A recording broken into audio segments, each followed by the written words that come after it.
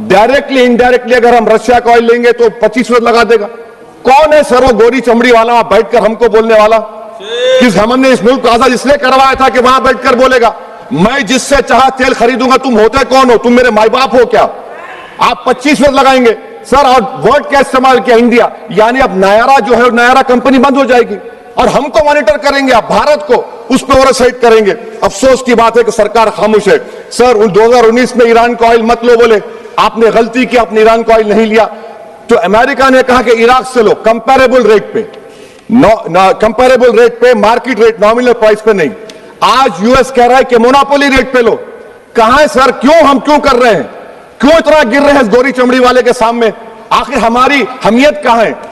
वजीर आजम इजराइल को जा रहे हैं, मैं उनसे ये मुतालबा करता हूं कि वो गाजा को जाएं, 15 मिनट जाकर देखें, 60,000 फलस्तीनी खत्म कर दिया गया। और नेतन्याहू पर आईसीजे का अरेस्ट वारंट है, आईसीसी का, और आईसीजे में केस चल रहा है सर। तो मैं आपसे मुतालबा करता हूं कि वजीर आजम गाजा के बारे में देखें। मैं ज़ायनिज़्म मुर्दाबाद बोलता हूं, भारत जिंदाबाद। और ये सरकार तेलंगाना से नाइंसाफी कर रही है, कुछ नहीं दे रही है। बहुत बहुत शुक्रिया सर। बहुत शुक्रिया चेयरमैन साहब। मैं इस बजट की मुखालिफत में खड़ा हुआ हूं क्योंकि ये अहम मुद्दों पर इंसाफ नहीं करता। मिसाल के तौर पर सर अगर आप देखेंगे मुस्लिम एनरोलमेंट जो यूडीआईसी का डेटा है 2021-22 का, मुसलमानों का एनरोलमेंट गवर्नमेंट का डेटा बोलता है प्राइमरी में 15%, यूपी में अपर प्राइमरी में 14%, सेकेंडरी में 12% और हायर सेकेंडरी में 10%। प्राइमरी से लेकर हायर सेकेंडरी तक आए थे सर 5% की गिरावट होती है।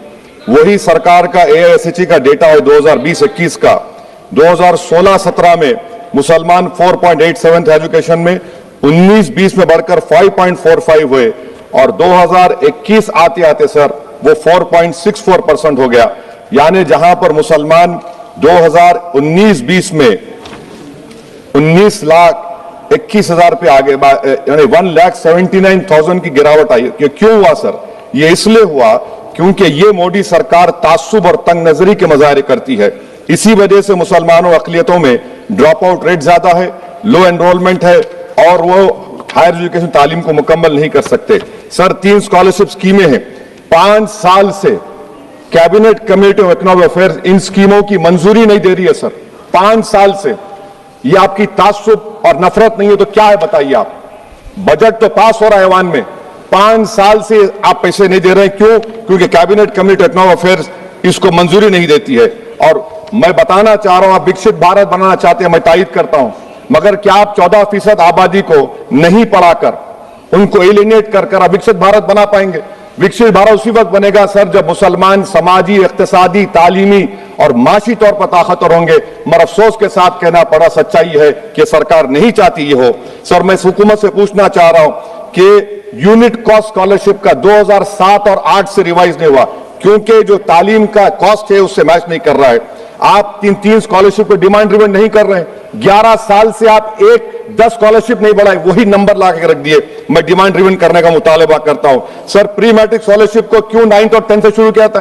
Sir highest drop out rate मुसलमानों का है और हमारे मसीहा वेस्ट बंगाल में बैठे, वहां पर ड्रॉप आउट रेट मुसलमानों का 23%, आसाम में 30%। आसाम की सरकार गोली मारने का वीडियो कम बनाएगी तो शायद मुसलमान पढ़ ले तालीम में। सर मैं मुतालबा करता हूं कि मौलाना आजाद फेलोशिप को दोबारा शुरू किया जाए ताकि अक़लियती और मुस्लिम बच्चे हायर एजुकेशन मुकम्मल कर सके। पेरेंटल इनकम आप इजाफा क्यों नहीं कर रहे सर? 1 लाख रुपए, 1.5 लाख रुपए क्या स्कॉलरशिप मिलेगी सर बताइए आप? और सर आपको मिसाल दे रहा हूं, आप तो काबिल आदमी है।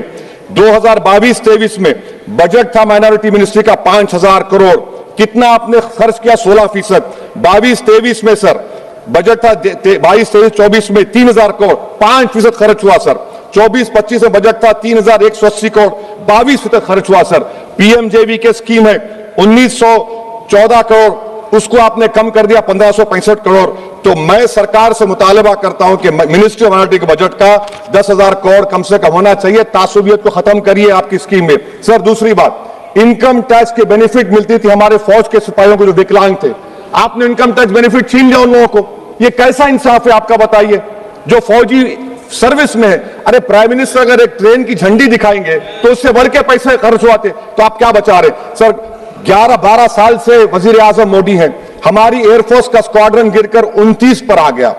12 साल से आप प्रधानमंत्री हैं, हम एक मिड एयर रिफ्यूलर एवैक्स को नहीं बढ़ा सक रहे। पाकिस्तान के पास हवा ज्यादा एवैक्स है, और ऑपरेशन सिंदूर में हमने देखा कि कितनी तकलीफ हुई। सबमरीन का शॉर्टेज है, आपको फिक्र नहीं है सर। और हम थर्ड एयरक्राफ्ट कैरियर हम भूल गए। आखिर कैसे हम चाइना को इंडो पैसिफिक में रोक पाएंगे? यह देशभक्ति नहीं है सर। हमारी फौज में कमी है। क्या यह मुल्क इतना कमजोर हो गया कि हम अपनी फौज में बच्चों को भर्ती नहीं करा सकते? अग्निपथ स्कीम का रिव्यू होना चाहिए। इस ऐवान में चाइना बॉर्डर पर एक बहस होनी चाहिए। सर आप आ जाइए यूएस ट्रेड डील पर। जो ट्रंप ने एग्जीक्यूटिव ऑर्डर 6 फरवरी का निकाला, सेक्शन 4 कोट कर रहा हूं, डायरेक्टली इनडायरेक्टली अगर हम रशिया का ऑयल लेंगे तो 25% लगा देगा। कौन है सर वो गोरी चमड़ी वाला वहां बैठकर हमको बोलने वाला? किस हमने इस मुल्क को आजाद इसलिए करवाया था कि वहां बैठकर बोलेगा मैं जिससे चाह तेल खरीदूंगा। तुम होते कौन हो? तुम मेरे माई बाप हो क्या?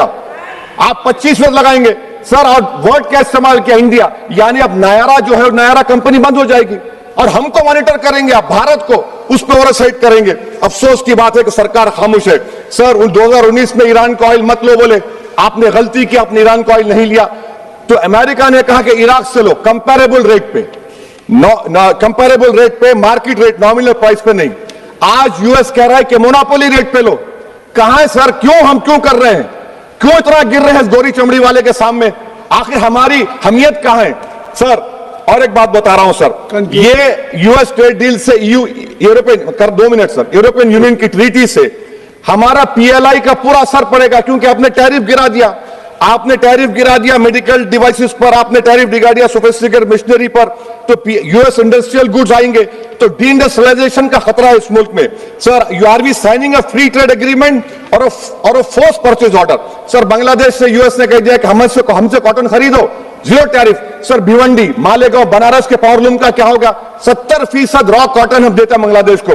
सर एमएचए का बजट 5.7 बढ़ गया, डिफेंस का 15.99। मैं सरकार से मुतालबा करता हूं कि वेनेजुएला में जो हुआ, आप एक ऑपरेशन इंसाफ करिए। ऑपरेशन इंसाफ के तहत हाफिज सईद, मसूद अजहर, लखवी को घुस के लाइए भारत में, तभी इंसाफ होगा सर। जब तक खत्म कर रहा हूं सर, खत्म कर रहा हूं सर। हम कुलभूषण यादव को भूल गए। वो कुलभूषण यादव जिसको आईसीजे ने रुकाया, आखिर हम कब लेके आएंगे कुलभूषण यादव को?